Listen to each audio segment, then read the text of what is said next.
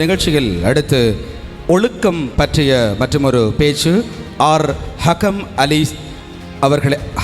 அசீஸ் அவர்களை அன்போடு அழைக்கின்றோம். அஸ்ஸலாமு அலைக்கும் ரஹ்மத்துல்லாஹி பரகாத்துஹு.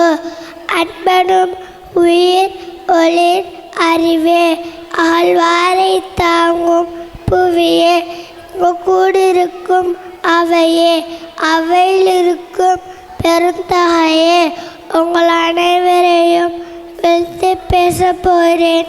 என் தலைப்பில் இறங்கி இவ்வுலகத்திலே மிகவும் முக்கியமான என்றால் ஊர்தான். ஆனால் ஒழுக்கம் உயிரிலும் மேன்மையானது. இதனைத்தான் வள்ளுவர் ஒழுக்கம் உயிரிலும் ஓம்பப்படும் என்று கூறுகின்றார்.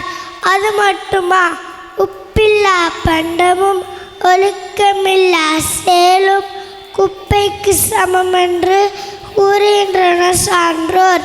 பணத்தை விட அறிவே உயர்ந்தது, அறிவை விட ஒழுக்கமே சிறந்தது. இதனைத்தான் அண்ணா ஸல்லல்லாஹு அலைஹி வஸல்லம் அவர்கள் எவனிடம் ஒழுக்கமில்லையோ அவனிடம் கல்வியே இல்லை என்றார்கள். இன்னும் மிகவும் உண்மையான ஈமான் கொண்டவர்களே, நல்லொழுக்கம் கொண்டவர்கள் எமது கூறினார்கள். உள்ளங்கை நெற்கனியாக தெளிவுபடுத்துகின்றது. அன்பார்ந்த சமூகமே, எமது நடைமுறையில் எல்லாம் தான் ஒழுக்கம் நிறைந்துள்ளது.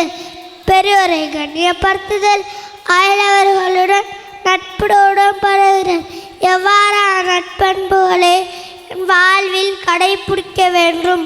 ஆகவே அன்பான மாணவமே, நான்கும் பண்பான பிள்ளைகளாக இச்சமூகத்திற்காக உண்மைக்கு மறுமைக்கும் பயனுரையாக என் பிரார்த்தித்து இடையிடமறைகின்றேன். நன்றி.